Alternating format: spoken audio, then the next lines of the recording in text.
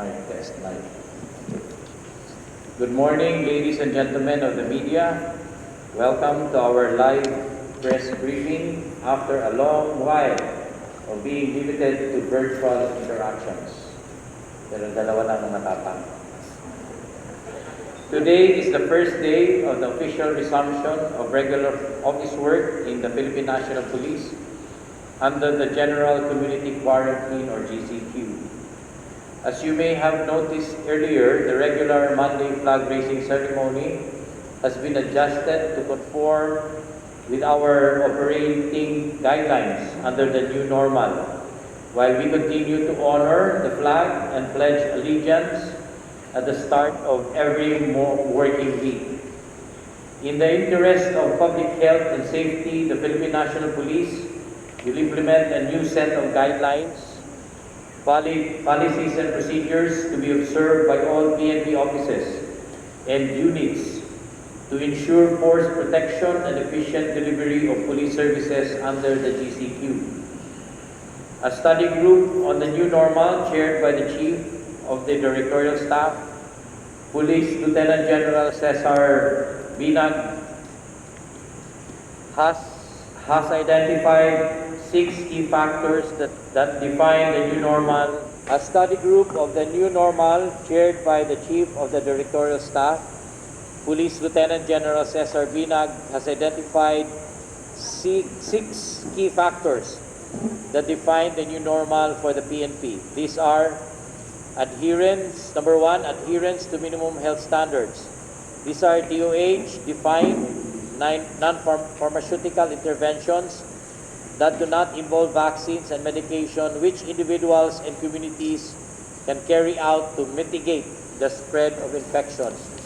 Number 2, use of information and communications technology to minimize transmission of disease by migration of physical in-person processes to a virtual environment through the use of electronic communication platforms, social media, and devices such as drone, CCTV, and body-worn camera. Number 3, revised deployment scheme or work schedule adjustment to ensure that all PNP personnel, particularly frontliners, are free from infection and are all fit for work through work from home arrangement, skeletal workforce,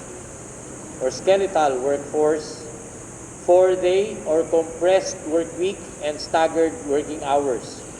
Number 4, enhanced personal knowledge and competency, integration of health-related learning in the curriculum of different police courses and training programs. Number 5, enhanced workspace infrastructure, adjustment to PNP workspaces, both office and vehicle, to ensure that risk of infection is minimized.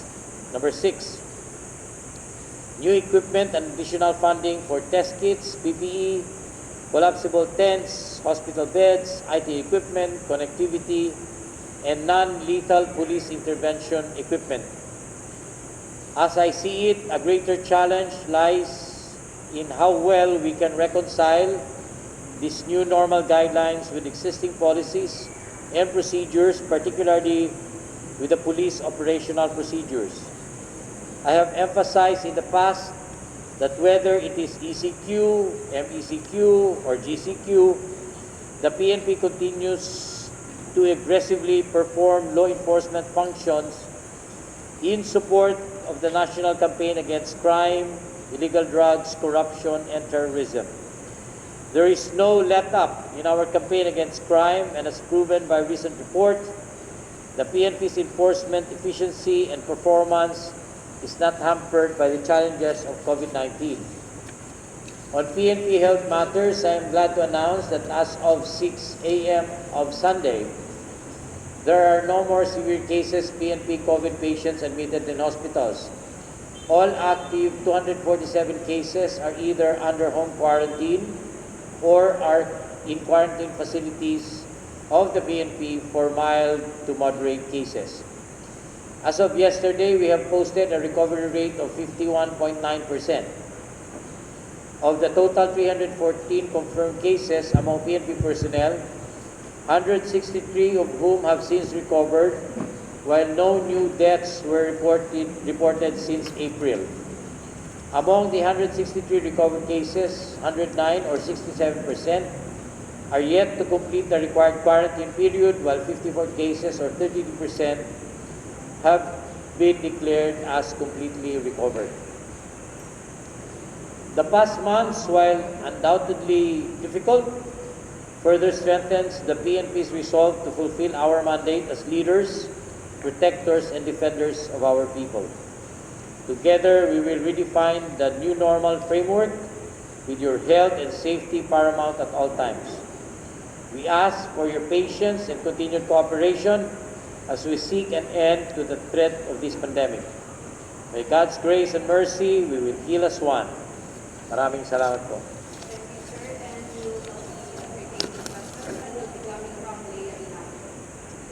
Morning, sir. Good morning. Sir, check on curfew at saka yung travel authority circular pa rin yung GCQ, hindi lang dito sa Metro Manila.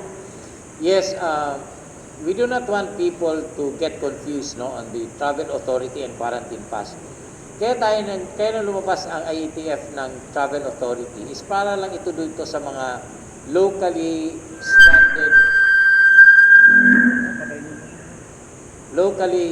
stranded individuals. Actually, ang nauna kasi dyan are yung mga estudyante. Because of the postponement of the school na August na, kaya gustong umuwi ng mga estudyante. Kaya nagkaroon tayo ng travel authority. Second, actually may mga lumabas din. Kunwari, yung mga aplikante ng mga work for abroad, OFWs, who are here who applied, but of course, cannot apply kasi wala pang international travels or probably suspended din yung mga job abroad. And then third, is yung mga gustong sumundo na mga OFW na nandito sa Manila and wants to go home. May mga iba nga in batches. So these are the things na identified natin na mga locally stranded individuals. So it should not be confused by yung authorized person already allowed to go out of their residences. Now siguro, ang general guideline is, of course, age muna tayo, Yung below 20, 21 below, because they are students, At yung 60 and above, kasi vulnerable din sila. But of course, may exception. Those who are working are allowed to, and then, all industries are almost open, under the GCQ, except na meron lang control on the number of workforce that you are supposed to employ and deploy in your specific industry. So basically, yung restriction, ganun lang ang pinaka-general restrictions. Other than that, then everybody naman is allowed to all those who are not allowed, which is very limited, I think, are allowed to go out. So, hindi na kailangan nila ng travel authority.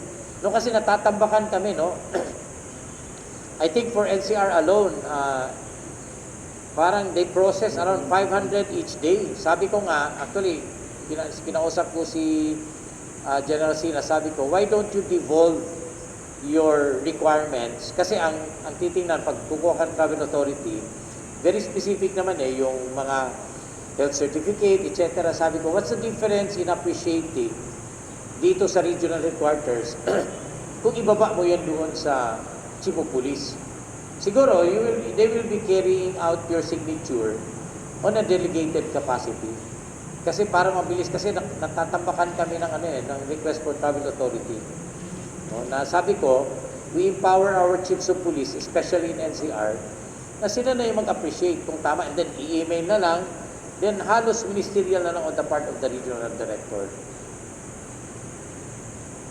Sir, paano yung magiging proseso dito sa mga online services ng pang-kami sa uniform pag-part ng mga operators? Like yung pagkuha ng permit, lahat sa one-stop shop. Siguro ang isipin lang ng mga tao is once we want to observe social distancing, so we will devise a scheduling siguro tayo, so that we can control the population in any of the different offices of the PNP. Kunwari sa one-stop shop, if they can only accommodate so much, then after that, rather than paintayin mo sa labas, kukuha na lang sila ng schedule. No? But there's a meeting at 10 o'clock now, then I will disseminate that na para makontrol yung kung expected na marami ang pupunta, kung marami ang pupunta, then we might as well give them specific schedule para at any one time, nakukontrol natin sinong nandoon sa building. Kasi hindi naman kami exempted. We have to observe yung social distancing and mass gathering. No? Under GCQ, ang alam ko, 10. 10 ba yun? Yeah, 10. So, we have to abide by that. We have to abide by that.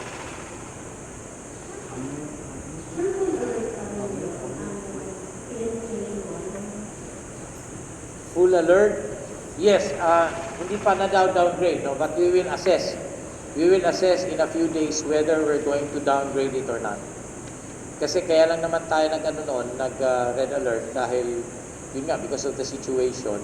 And of course, it jives with the emergency situation as declared by the national authority.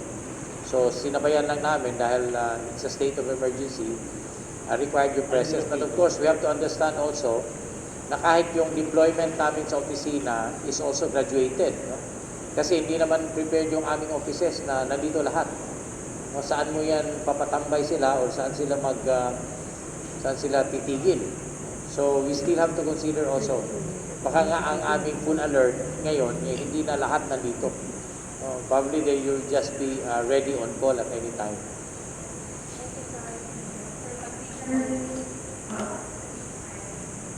Sir, ay nakita ko po yung sir advisory na pinag-promote recruitment, sir, sa mga bagong police. Could you elaborate, sir, kung paano natin na arrive decision? Actually, meron kaming first cycle kasi ang unang target namin dyan is mag-take out ng April 15. So nagkaroon siya ng process, no? Pero hindi pare-pareho kung nasaan stage na yung mga different regional offices.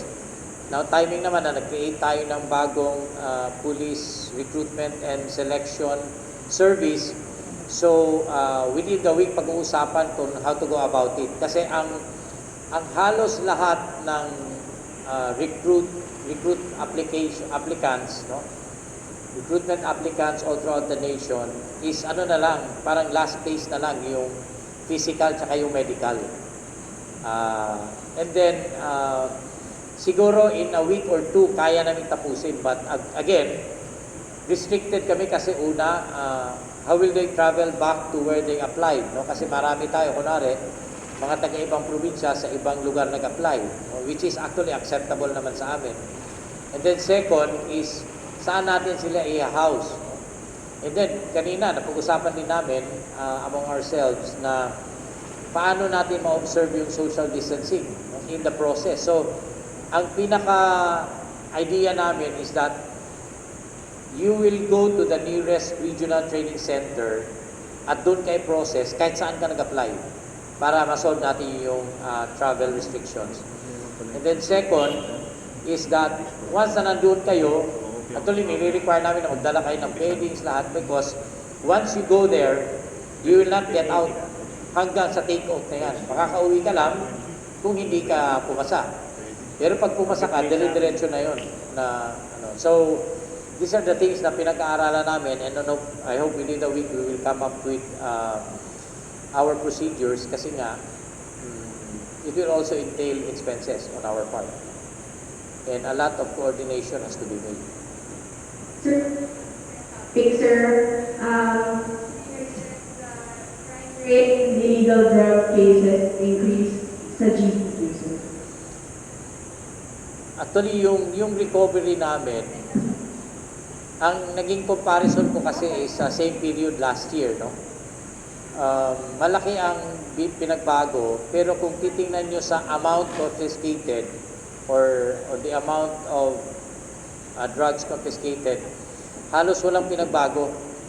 No? So siguro ang bumaba lang is the number of operations, but yung quality operations I think we average at, I think, 33 grams per operation, no, from March 17 up to April, May 30, no? More or less ganun yung average. So, ngayon na GCQ na, and of course we expect kasi meron ng freedom na makapaglakad-lakad sila, no? Then we expect also na tataas na naman itong demand for the illegal drugs, and we have already forewarned our units that there should be no let up in our campaign against illegal drugs and other law enforcement function. Thank you, sir. Sir, questions from Unit Celerio, sent by So the first question is, kumusta na po ang timeline ng PNP before community quarantine, lalo na po yung internal cleansing? And second question, sir, in relation to the first question is, update po sa adjudication of the narco cops in the 357, sir, at yung second batch po. Okay. First, on internal cleansing, we have rendered a report that it had still continued. No? So, continuing pa naman ito kasi ito pa rin yung trust under my administration, internal cleansing and illegal drugs. And then second, update ng 357, we understand na busy ang Malacanang, no? And we're awaiting for the disposition. Pero actually, meron kaming recommendation and there's already a go signal to go ahead with our recommendation. As to what our recommendations are, sorry, but it's operational. There's an operational secrecy on it. And then yung palang additional, I think last week they already started the adjudication also.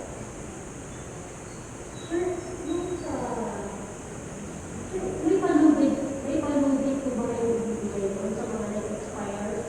Yung LTAP noong March, April at May at ilang buwan yung palugid? Actually, yung naglagay kami doon na pag expired yung license mo from March 17 up to May 30, no? May 31, then okay lang yon. Siguro we'll give a month or two. We will recalibrate on how fast also we can process, no? Kasi baka matambakan kami, sabihin namin na mag-renew kayo dapat within 1 month. Hindi naman namin kaya yung workload. No? So we have to revisit how many licenses has actually expired and what will be our rate of processing per day. And then from there, we will determine kung hanggang kailan. But as of yet now, wala naman kaming siniset na guidelines pa. Basta pag-expired, the soonest possible that you can renew it, then please do so. Yes, walang penalties. No penalties. Actually, ang guidelines nga namin noon is pag pumasok ka ng March 17, presume pa rin yan na valid. No? Presume pa rin na valid. Sir, ang bakit yung mga sasakay o pasok sa trabaho pero wala rin yung masakyan? Ang PNP po ba yung mag-bigay ng o libreng sakay para sa ito sa papasok sa trabaho ng mga masakyan? Actually, limited kasi yung ating number of trucks, no? Yung mga truck ng LSS ang ginagamit namin. I think we have regular travels from Bacoor, Cavite, and from Navotas, no, on a daily basis. Now, but we have encouraged our lower units to do so also. So I think NCR is also doing it, and on different police station na meron silang available na mga sasakyan. But alam naman natin that under GCQ, a certain percentage already of the mass transport is allowed, no? So we expect also na meron na rin masakyan yung ibang mga tao. But of course, limited pa rin. But on the side sa PNP, hanggang ngayon, tuloy pa rin yung aming libreng sakay. Okay?